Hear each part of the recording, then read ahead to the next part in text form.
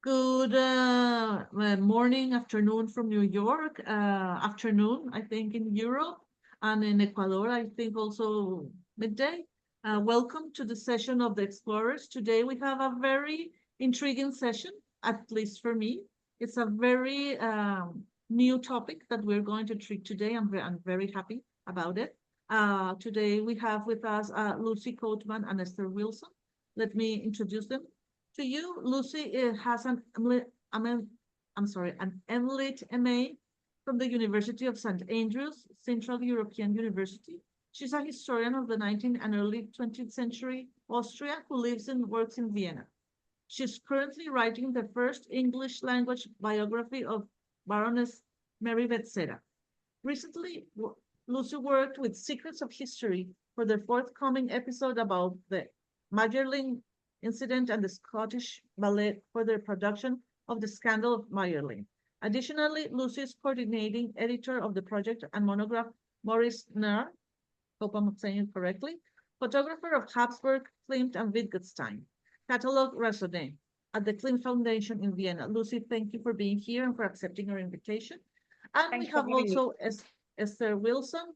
Esther, funded by the White Rose College of the Arts and Humanities, her research is interested in the intersections between public history, performance studies, history on screen, and the digital humanities. In an age of increasing global digital dependence and integration, Esther's work explores from a public history standpoint the impact of evolving digital technologies on the formation, circulation, and public consumption of historical ideas and knowledge in contemporary societies. With an understanding of public history as performance and drawing across the digital sphere, her research considers the significance of Hamilton, an American musical's performativity, digitally and transmedial engagement with the past. Prioritizing both public experience and academic practice, her work hopes to encourage new understandings and conceptual frameworks relevant to the public history of today. Esther has also some publications involving sartorial and film and television studies, as well as growing interest involving dance and public memory and agency. So thank you, Esther, also for being here. So as I mentioned before, this topic is completely new for explorers, and we are very happy to have you here. The floor is yours. Thank you so much, Jamina. That's fabulous. Yeah, so the idea of today's session is Lucy and I are both going to be sharing some thoughts on and papers sort of from our experience of dealing with dance and history and this sort of conversations we have around performance and performances of history. If anybody has any questions, those who are here or anybody watching on a recording has any questions, feel free to send them over as well. But hopefully we'll just have a nice discussion sort of centered around our experience and hopefully broaden out some of these ideas in the future.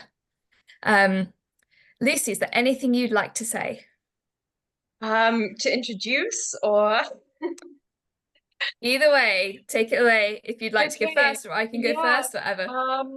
You know what? I'll just get it over and done with. then it's out of the way. I just ask for a little patience, firstly, because I have two cats who are behaving now, but usually when I do these things, they cause chaos.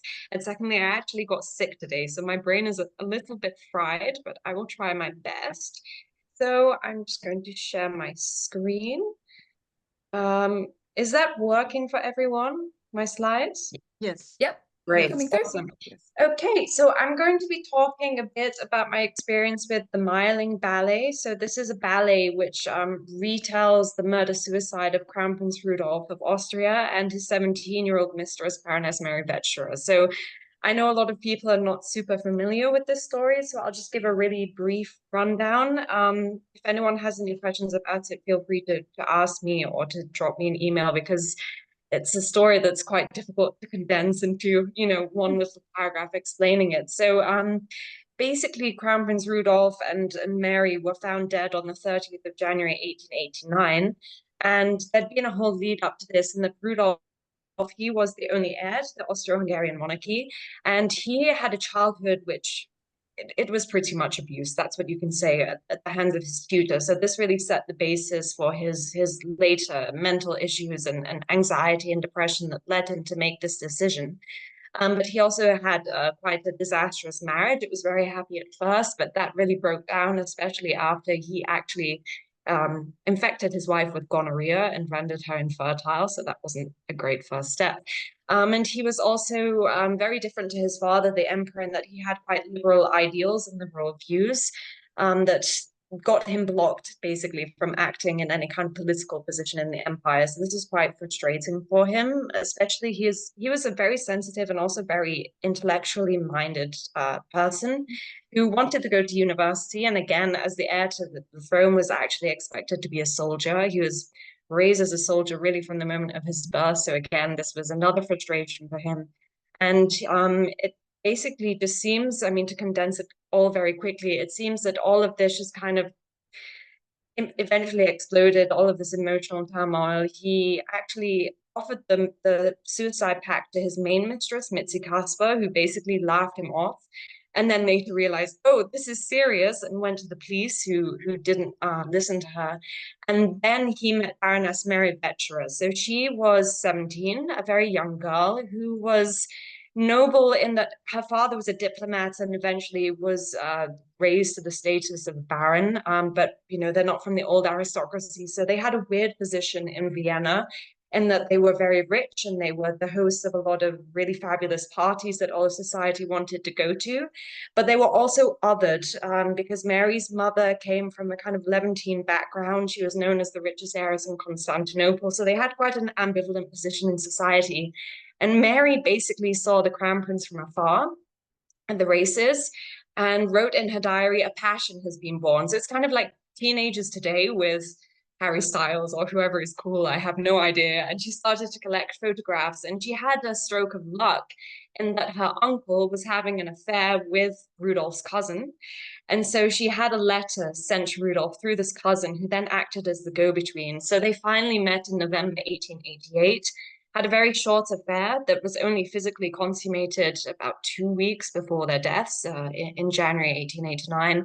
And then they were found dead, and there was this huge cover-up because it was just such a scandal to, you know, firstly that a crown prince kills himself, a Catholic crown prince, and also shoots a 17-year-old mistress. So Mary's body gets snuck out at the hunting lodge. Her uncles have to carry the body like she's still alive, kind of propped up between them in the carriage, and she's buried, you know, kind of, I'm struggling to speak English, but in the mist and the dark in the early hours of the morning, whereas the crown prince gets a huge state Catholic funeral.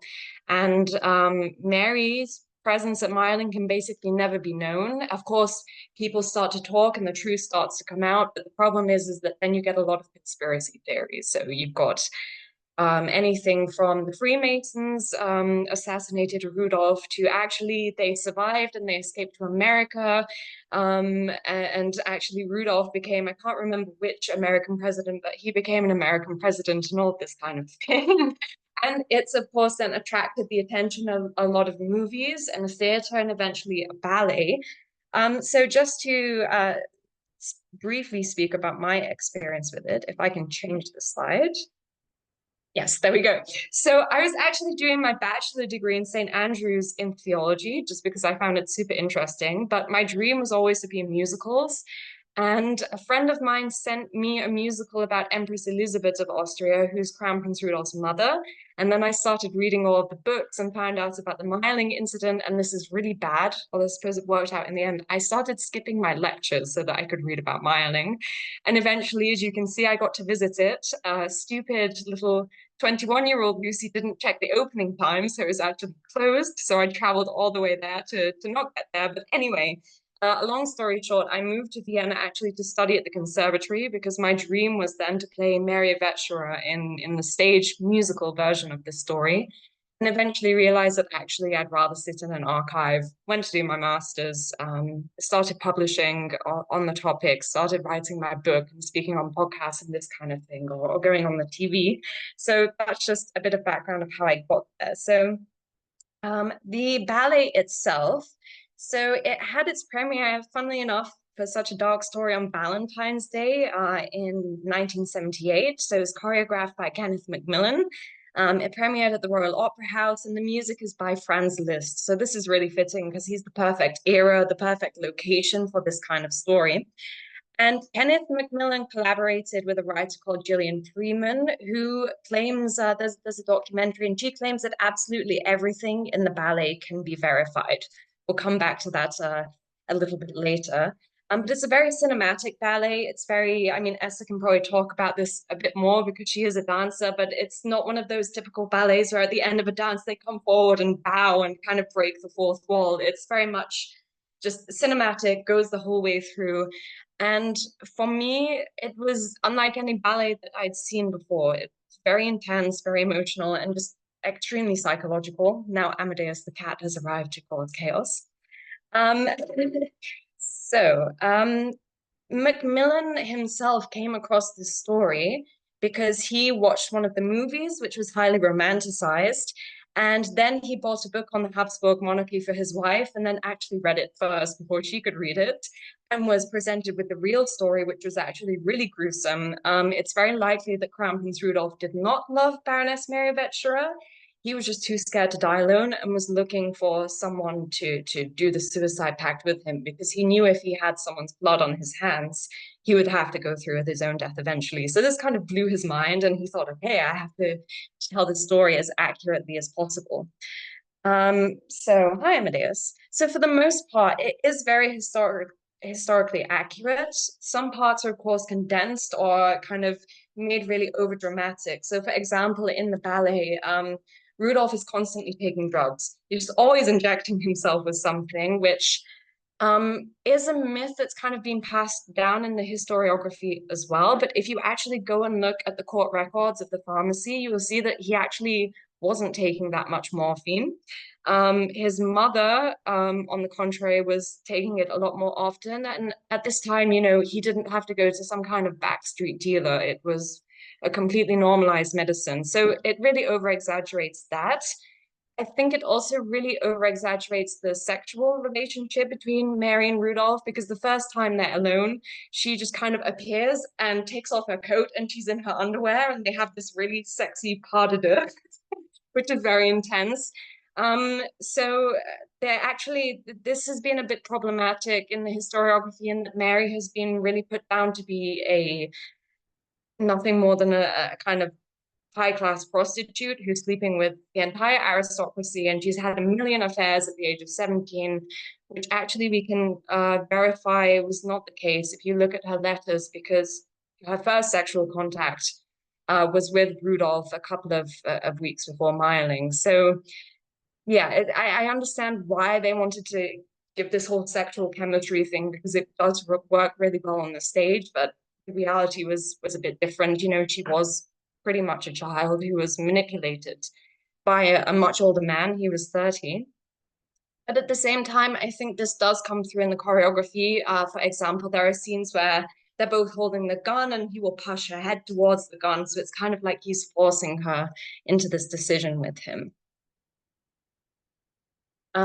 Yes, so it's a ballet that you typically have to watch more than once. Even I, as someone who specialized on the topic, had to watch it a couple of times before I could get everything. And some people don't like that, but I think that's actually a really beautiful way to really dive into a story and dive into the choreography.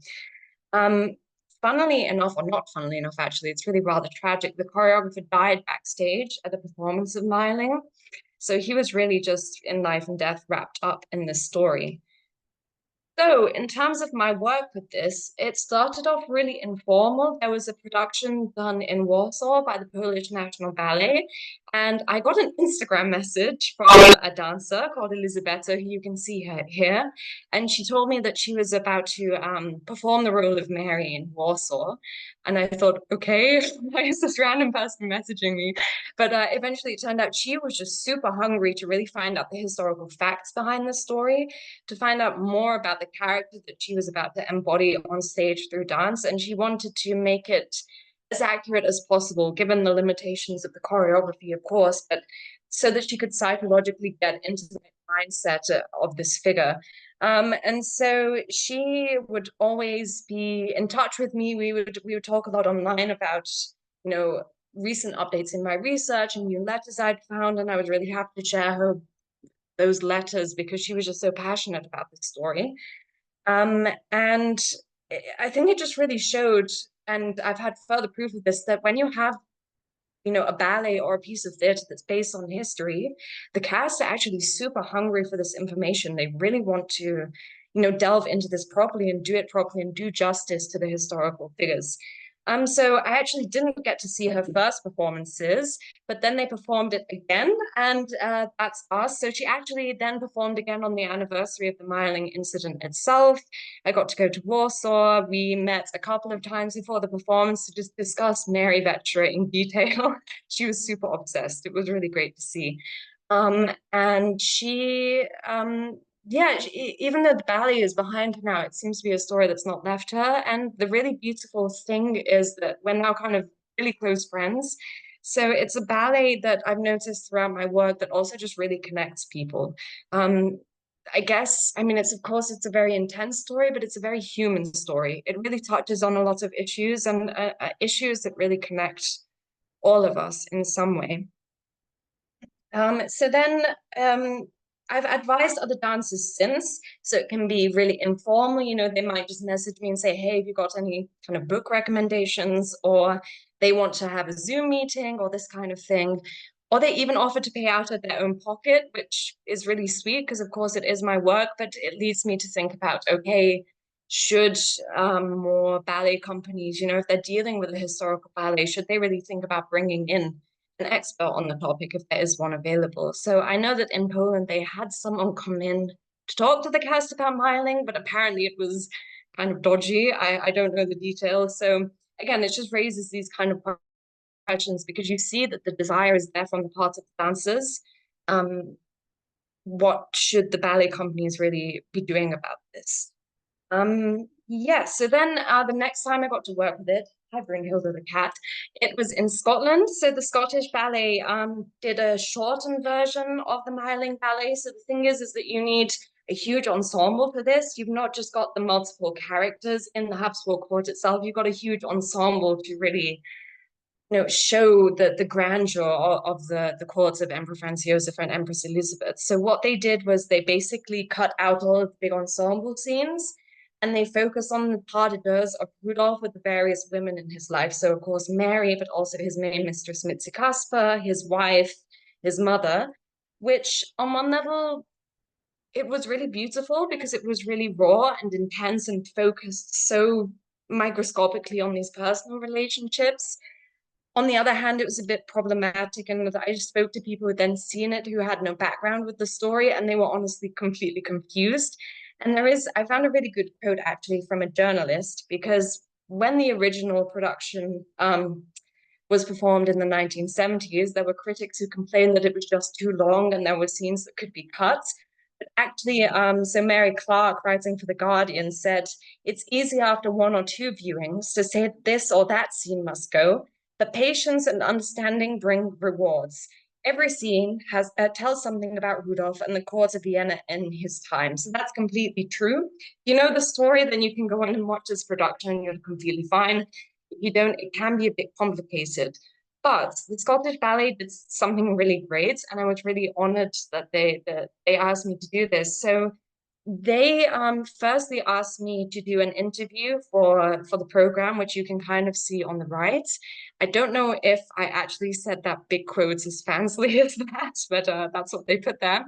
And so it was an interview of about an hour. And of course, I had to prepare because I'd done podcasts before, but nothing quite like this. So I think I spent a week just reading and rereading primary sources so that, you know, I could give correct answers to their questions.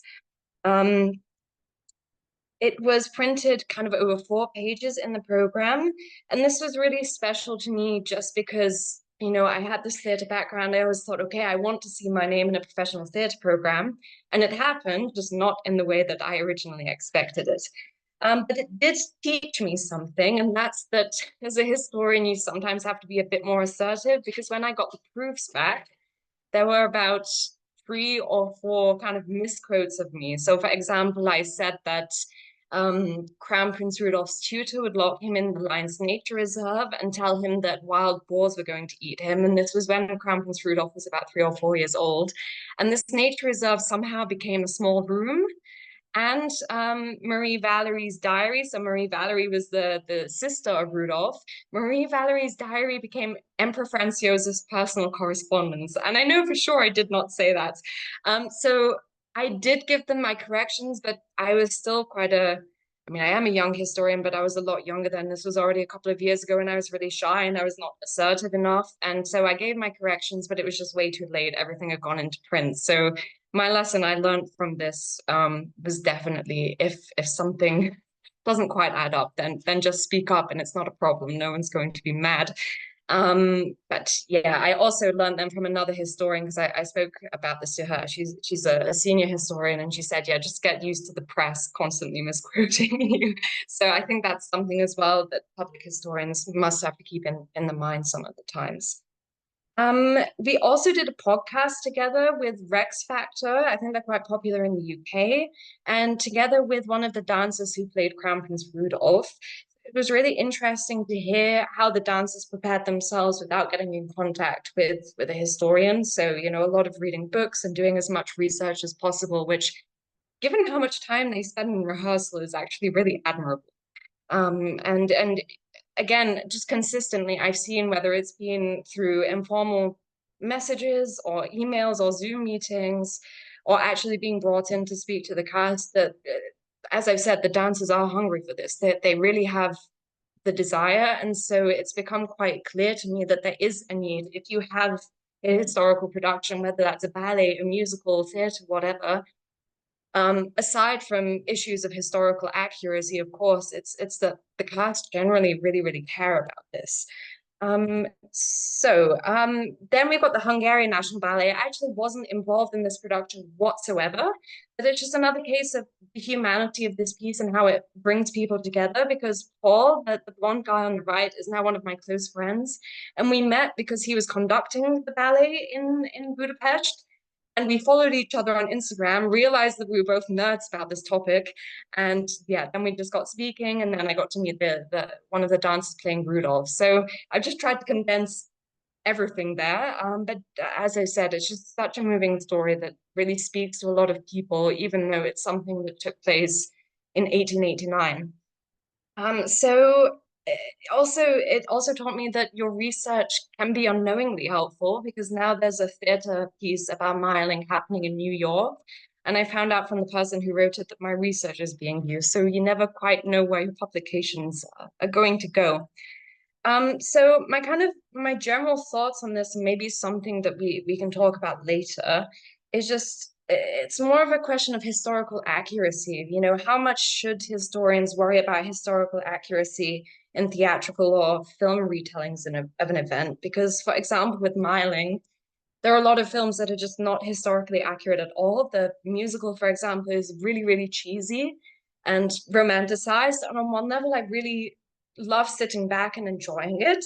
And I'm not always super hung up on historical accuracy. On another level, the question for me is kind of the ethics of it. At least with a story like that, you know, you've basically got a young girl who's being groomed by a much older man, and is then being extorted for money in the process, or used to extort money from Rudolph in the process, and the whole cover-up of it, which is already a huge ethical problem. So I kind of have this inner conflict of, yeah, I get to sit down with my popcorn and be entertained, and this other side of, okay, this story has been mistold so many times, and especially Mary Vetera's story has been mistold so many times. You know, where is the balance? Where is the fine line? You know, dramatic effect, star-crossed lovers kind of story. Yeah, so that was a really quick, condensed rundown of my experience with history and ballet. So if anyone has any questions, I think maybe Esther is going to do her presentation. We can open it up. I'm not sure how it will work, but yeah, thank you for listening to me ramble with my migraine coming on. Thank you, Lucy, so much. I think the question you posed actually was one of the questions I was going to ask you at the end. I think Nice. we can discuss that, especially when we talk about like entertainment and those kinds of industries. How much, Yeah. how flexible are you to gain ratings and stuff like that with historical accuracy? I think that's a very important question that, I mean, it's not answered, but I think it's good always to discuss it, especially when you talk about, like, I don't know, TV shows or things like that. So, thank you for that. Esther, please. Yeah, of course. Yeah, thank you, Lucy. That was really great. I'm actually intrigued by a number of things that are maybe some overlapping themes actually with mine. And mine's quite different. Let me get my slides up and then I will share my screen. I'm also using Google Slides, so hopefully this works fine. Are we coming through okay? Great. My notes are just to the side of me, so if I keep looking to the side, that is why. I've also stolen some of these slides from a paper I gave a little while ago. So I wasn't planning on giving this a fancy title, but I found one from an old paper on the topic, so please enjoy. So I'm going to be talking about recreating a historical dancer called Lola Montez today. As Jamina said, my name is Esther Wilson and I'm a third-year PhD student within York's Institute for Public Understandings of the Past. My thesis uses Hamilton, the American musical, to develop understandings of performance and social media within the public history field. But today, this is my topic instead, recreating the historical dancer with Leeds museums and galleries. Let's see if this will, wonderful. So you can see here, this is a picture of Lotherton Hall, and there's myself here with the Lord Mayor of Leeds, my castmate, Emily, who's playing my character's sister, some of the other volunteers involved in the project, and then also the Lord Mayor of Leeds. So I can't say that this is a big stage like some of the ones that Lucy's been talking about. But I'd known community curator Stephanie, who I'm sort of to the right of me on that picture there, for a few months when she approached me about getting involved in her upcoming community project, Homes of the Gascoignes. So this is based at Lotherton Hall, which can be seen here near Leeds in England. And the exhibition not only aimed to broaden visitors' understandings of the Gascoigne family who owned the house, but sought to use community volunteers in order to share the stories of some of the real people behind the grand facades of the country estates.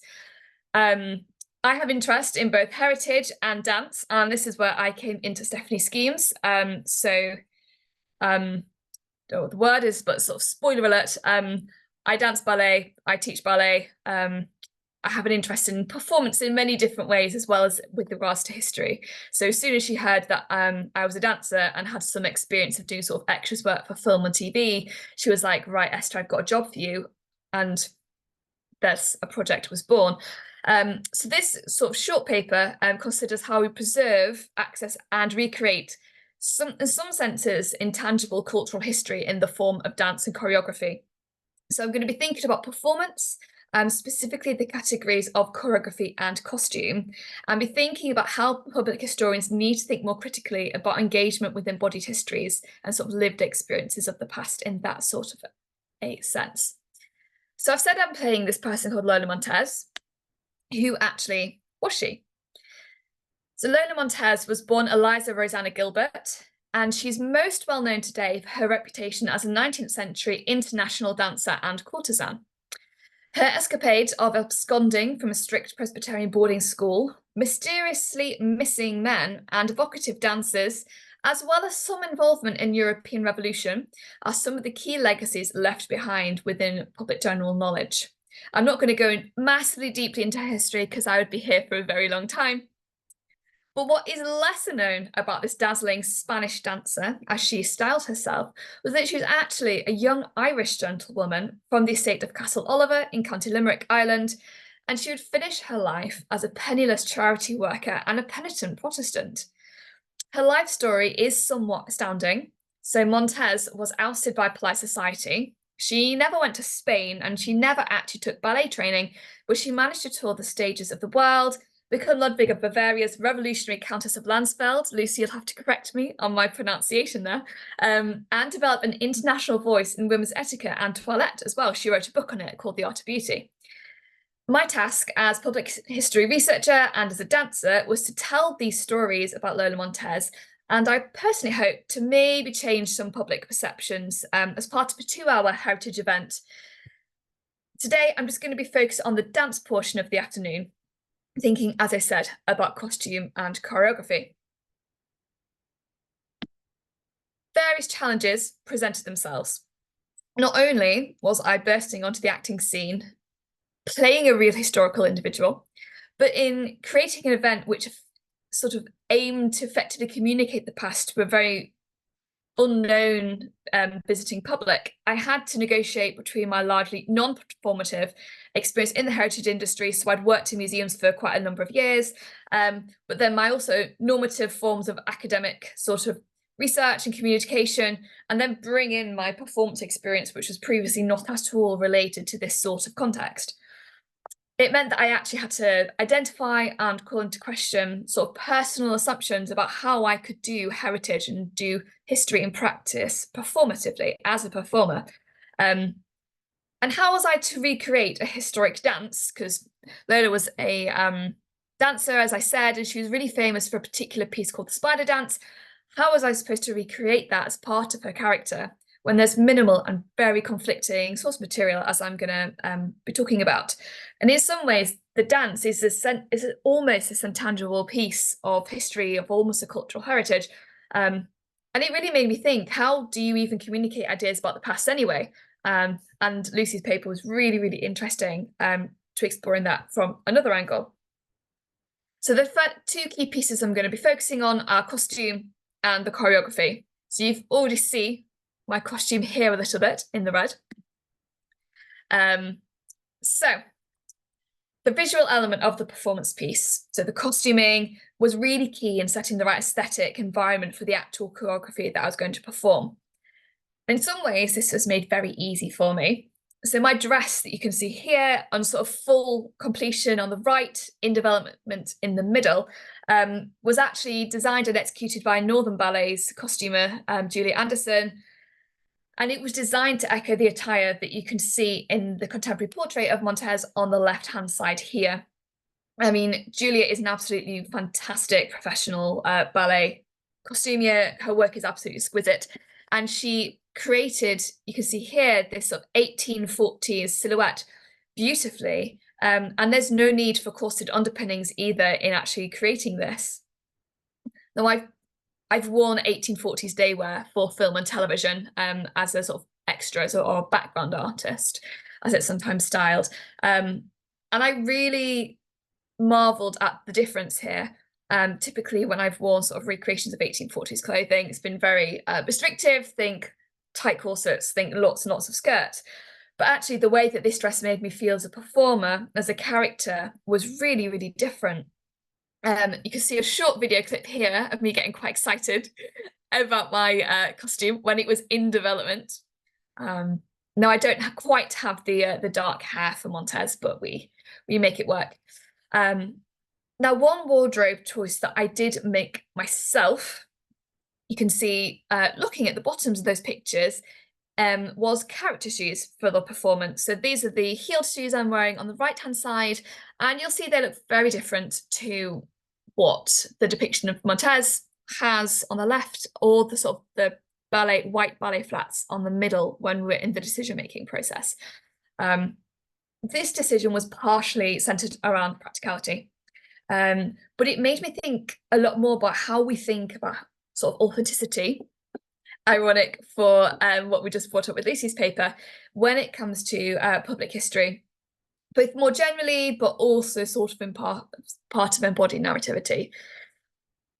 Now, we don't actually know what Lola wore for her performances of the Spider Dance when it debuted.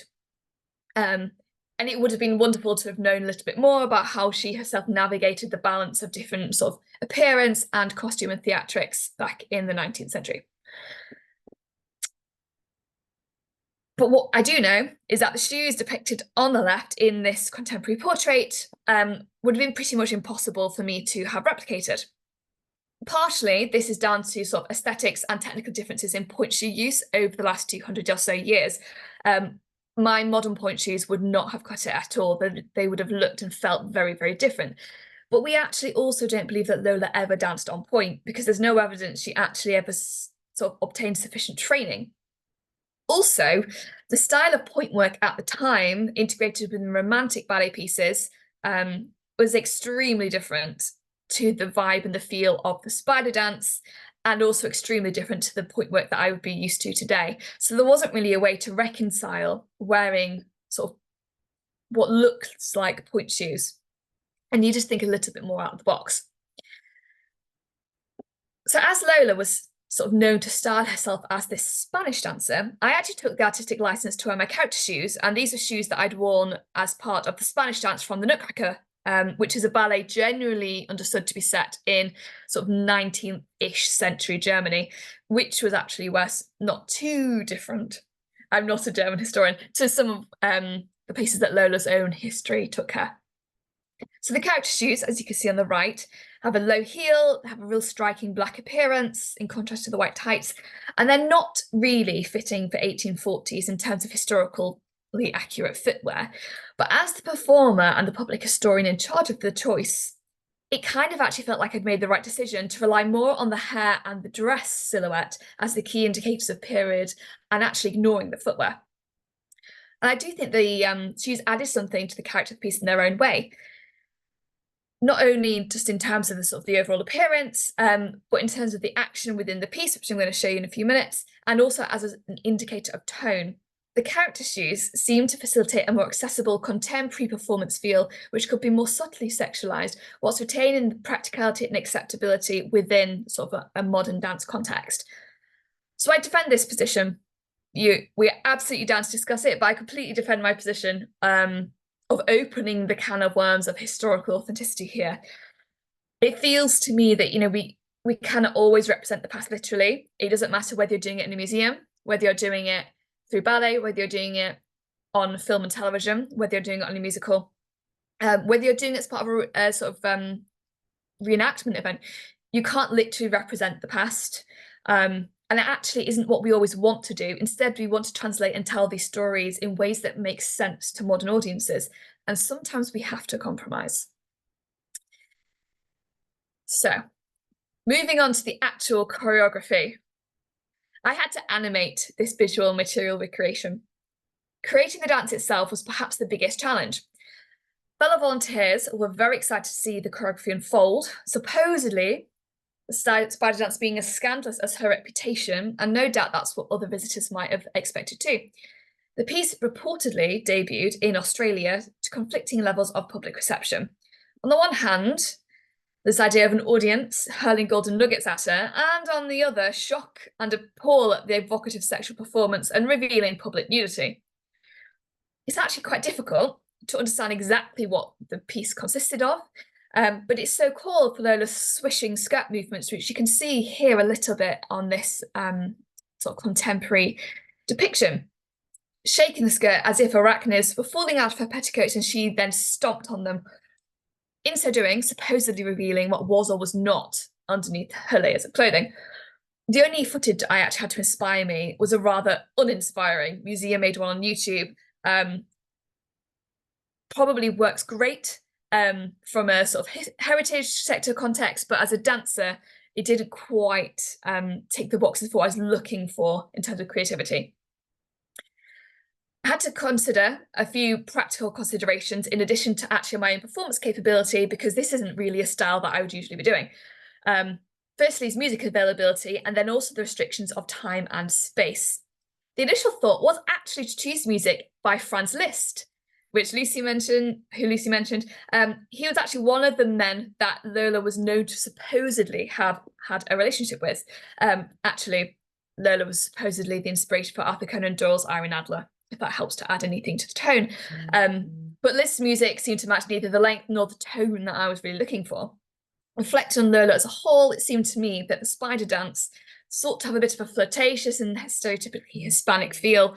The music from Khitri's Act 4 variation from the ballet Don Quixote seemed to fit the bill a little bit better for stereotypical tone, length and accessibility within the event.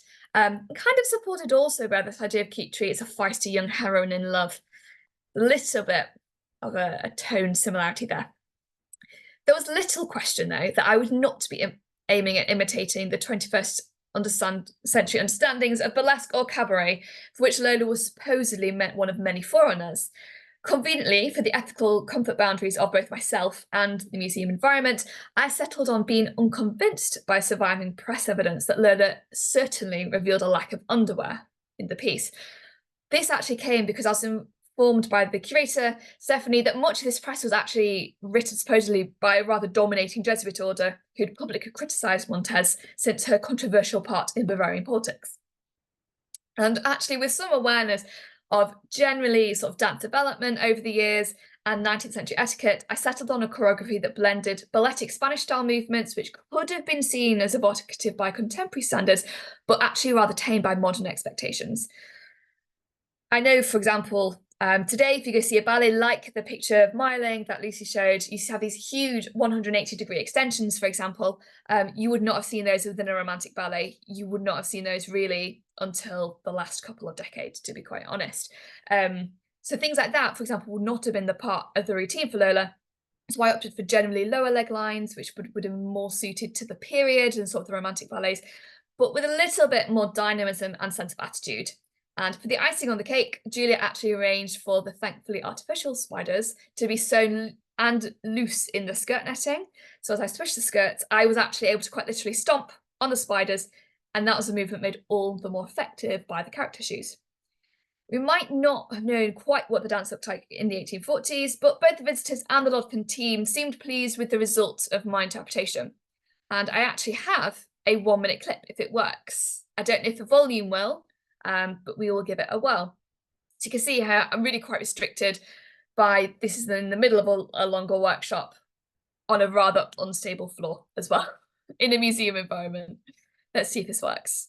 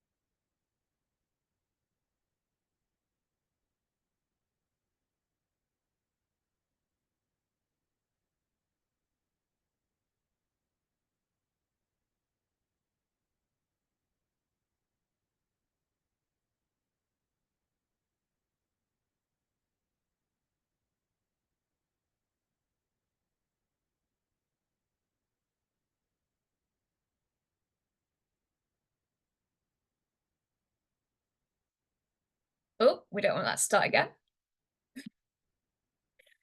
Closing reflections. Where does this all leave us? There's so many different things I'd love to go into here, but obviously we are restricted by the confines of today's sort of event.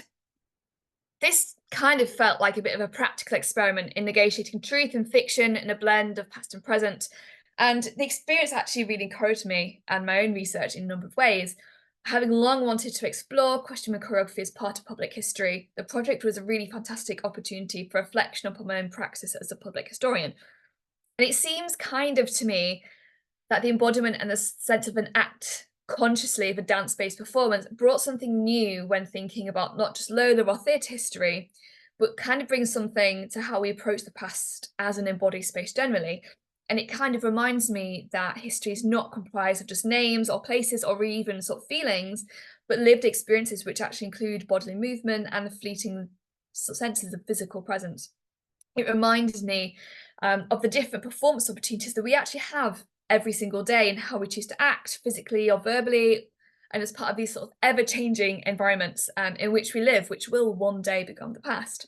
And as much as it is intrinsic to the human experience, this is a part of our history that is really difficult to preserve. And it was really great to be able to just tease at the edges of delving into it. Thank you, Esther. That was really, really something. What a character. How come Lola didn't never go to Spain? Did she even spoke Spanish?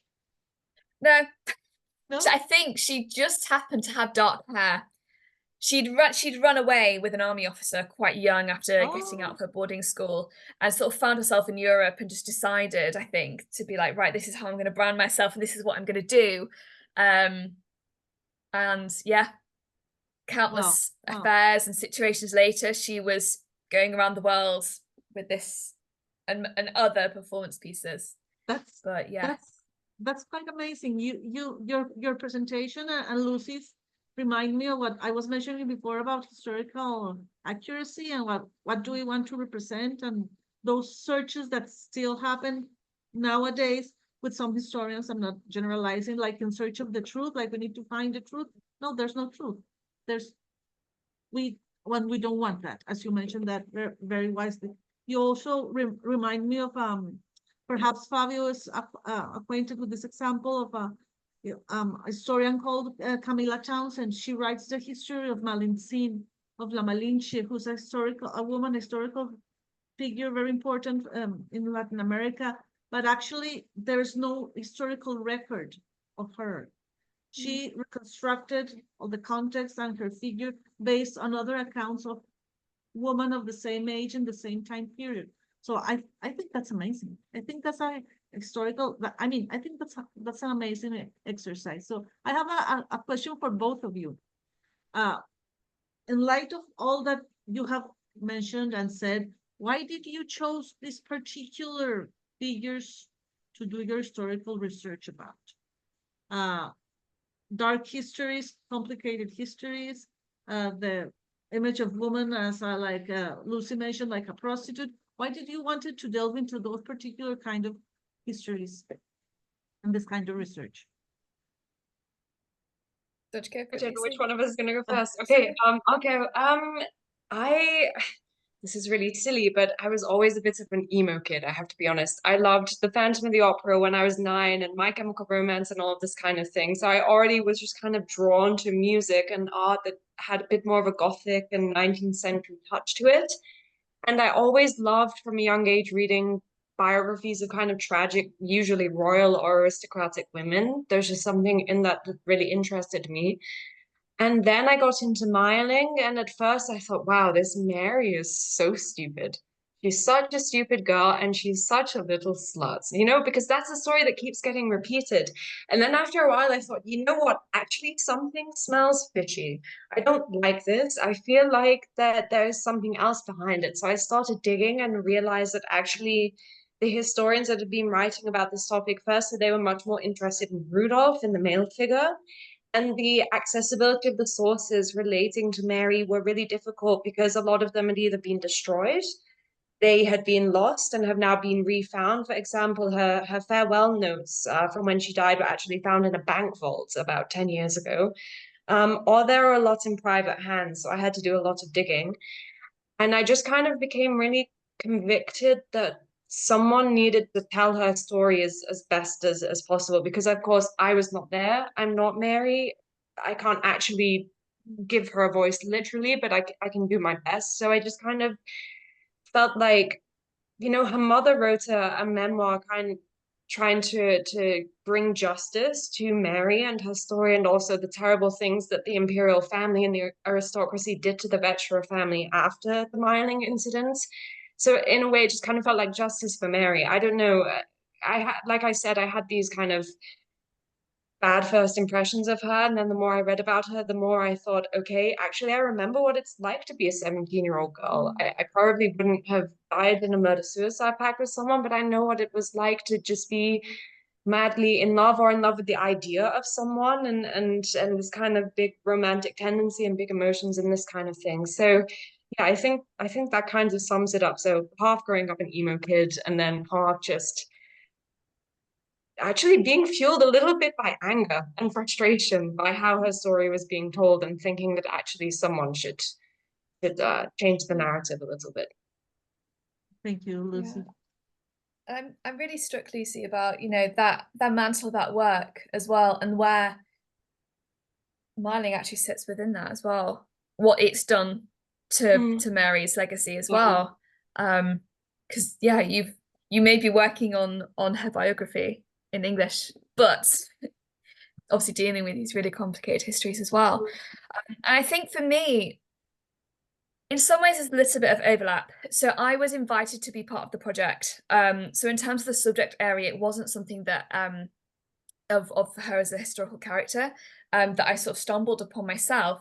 But what really came through the wider event, which obviously wasn't particularly part of this specific paper, was the idea of actually who Lola was, because her reputation is scandal and sex and affairs and glamour and things like that. And actually, when you read her own memoirs and you look into what happened in her later life, she ends up penniless. She actually ends up bumping into an old classmate from the Presbyterian boarding school from which she sort of escaped, for want of a better word, who's a very, very sincere, I think, Presbyterian or Protestant believer, and she ends up like devoting her life to faith, and she dies, we think, of some sort of STI sort of a situation when she's relatively young. But there's so much more to Lola Montez as a person. And actually in the workshop, we posited this idea that actually her and my colleague who played her sort of cousin actually had a lot in common, because Lola was seen as this black sheep of the family. She probably never met her cousin. But actually what we did through the workshop was try to change these perceptions. Be like, actually, look, you have this idea of one cousin as this sort of perfect gentlewoman, and this other one as an absolutely out there, slutty sort of stage performer. And when it comes to it, that's not necessarily the case. And there's a lot of, sense of reconciliation for reputation and legacy that dance ultimately became part of. And I think in actually trying to come up with some sort of choreography, I really had to grapple with that context of actually what we were doing and who actually Lola was, versus what's just sort of survived in terms of what we think we know about her. It's really interesting to navigate. Can I ask you a question about the choreography? Because this has been on my mind for years, actually, with, I have to bring up the Phantom of the Opera, of course, but I remember, learning. I love Phantom. Yeah, me too. It's a bit from my wall right now. I just learning about how the show was developed, and especially the choreography, because the choreographer spoke about, kind of how ballet dancers at the time that Phantom is set, so the end of the 19th century, they held themselves differently. There was a lot lower and this kind of thing. And of course, we don't have videos. I mean, what kind of sources can we look at to kind of get a better understanding of how dance was back then? Because that really, I have to be honest, broke my brain a little bit. I'm sure there's a lot of gaps, but how do you deal with that? I think it's quite hard. I think it's quite sad. You do find surviving footage to the early 20th century, certainly, sort of turn of the century, you can occasionally find some things. But that is pretty much as far back, if I'm thinking, I may have misremembered, but from what I can think of off the top of my head, that you can sort of find. But I think when I was trying to think about what the choreography would be, for example, with the leg lines, we know that the romantic leg lines were there because that's what's depicted in the pictures, for example. Some of the choreography you'll see in some of the big ballets, we have records of that since it was made. So Swan Lake, for example, you can actually look back and see what the choreography is, how it may be interpreted, for example. It could be a little bit different, and certainly there has been different versions. But there are some spaces where sort of records sort of exist, and then it kind of felt like it was up to me, which was what was quite difficult. And I think I had to kind of, into some senses, draw upon the more general things that I was aware of or had been made to believe or led to believe, and then kind of do my best with it. But I mean, Phantom of the Opera is a really interesting one for the legacy of a dancer and the reputation of a dancer, because certainly dancers weren't perceived particularly well back in the 19th century from what I've been made aware of. So yeah, it's sometimes you find bits and bobs of history where you don't always expect to find it. I have another question, but I don't know if Fabio or Luisa have a question. I will If you have a question, please open your mic and make it, or if not, okay, go. Yes, I have a question. Good. My English is not perfect, but I speak English. I'm very interested in the relation, in the link between history and dance. I'm studying Latin American history, so I can see in Latin American history a lot of ritual manifestations as in form of dance. No, the dance is a ritual moment for communities and is a moment for expression of histories. No, for me, it's very very interesting. No, and I it's very very interesting your topics, your activities, and I have a curiosity, yeah, for Esther and Lucia. A question is about the link between the link or relation between dance and gender, between dance and the woman in the history, no? Because really I perceive a link between a woman and dance, and my question is in the history you can find the same link, no? For example, now we was speaking about Lola, and Jimena spoke about Malinche, woman, yes, woman. And I think that maybe we can find a link, no? And or we can look for a connection in the history between the history of the dance and the gender, no? This is my curiosity. Thanks. Yeah. That's something I'd love to explore more, to be honest. I think it's really interesting the common themes that both of our sort of history and performance-based papers had with regards to women and legacy and reputation. I've not particularly looked to sort of ritual dance too much, although I think it will be a really interesting framework to apply to dance more broadly. I mean, the roots of ballet in sorts of court life and Louis XIV as a major proponent of ballet and things, as well as sort of early histories with like sort of Catherine de Medici. I wonder to what extent some of those sort of cultural metaphors could be really, really interesting and frameworks for the study of dance. I mean, I'd love to know more, because I agree there is a stereotypical, from what I've seen at least, association between sort of dance and women, but that might be completely false. It is.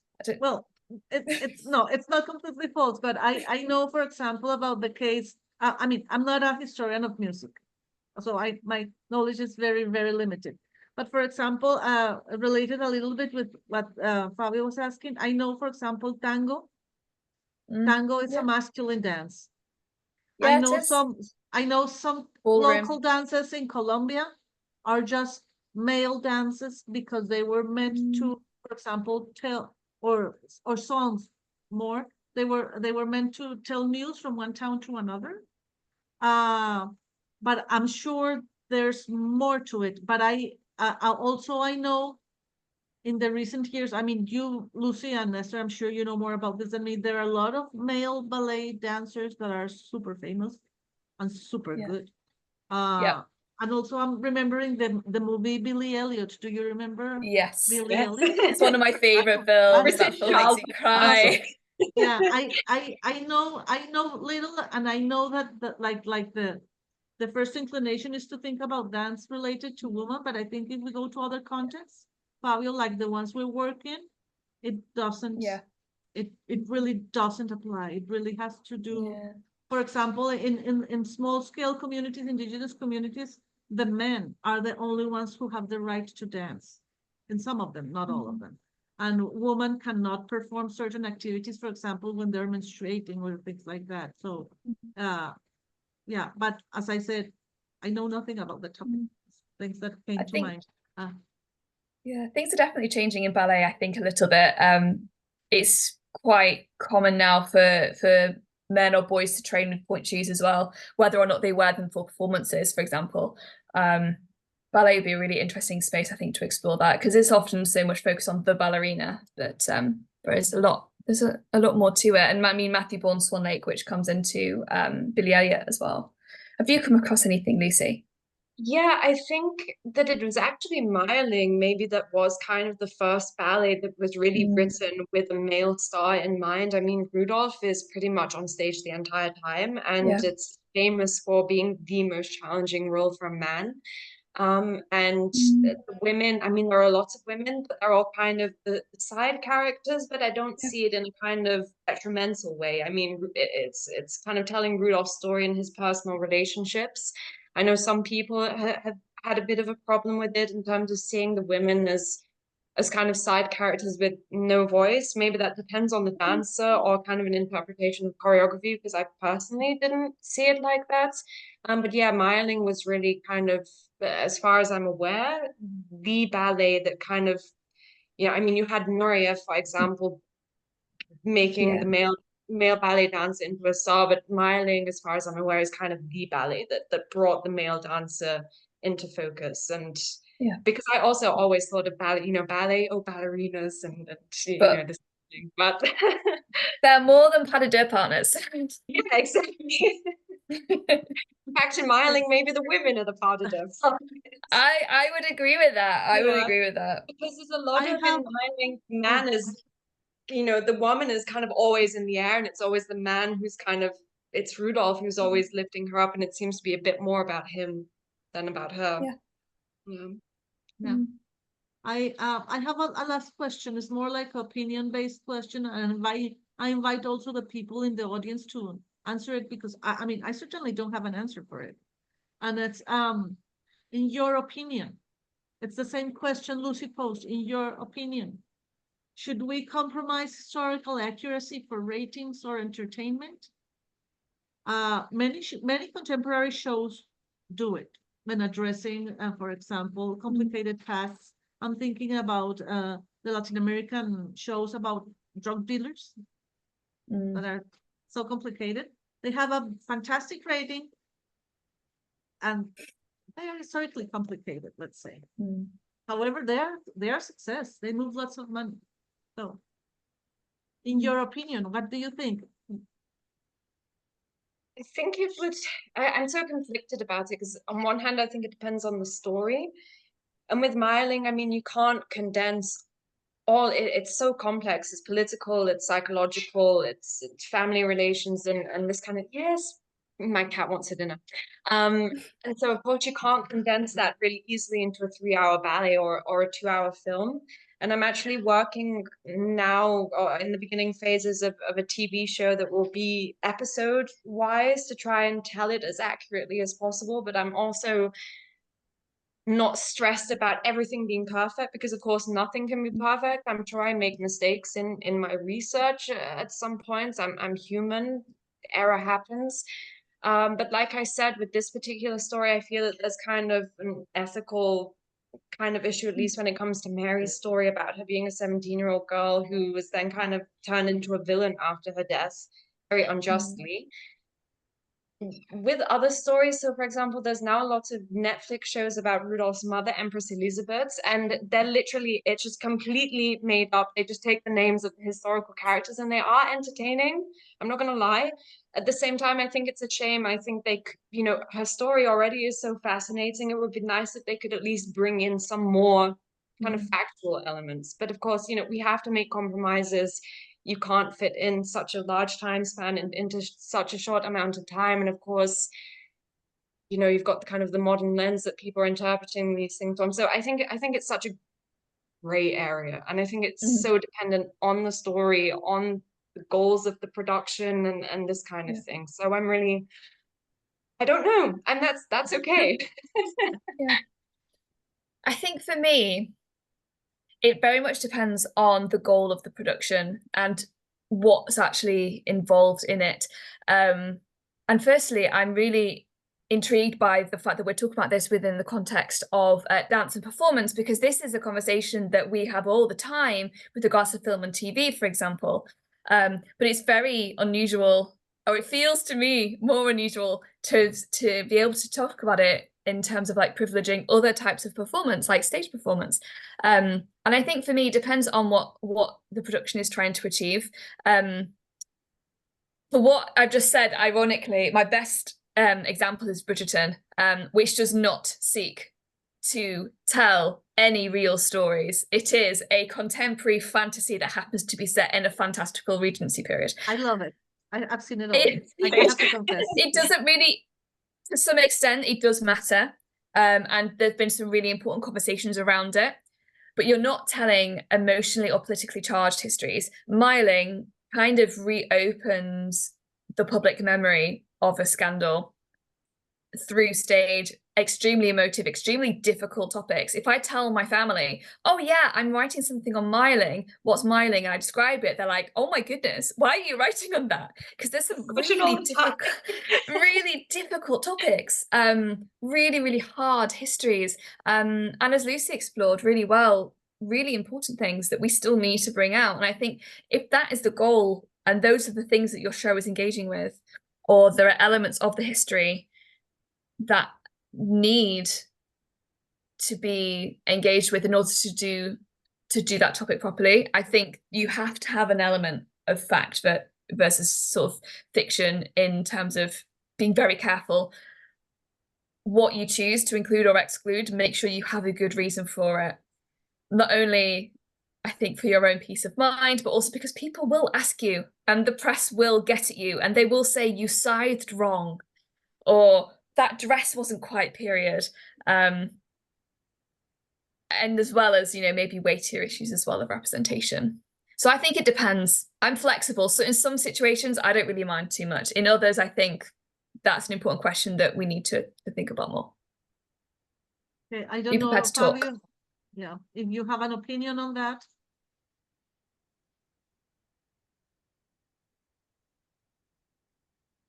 No special opinion. I am learning about with your opinions.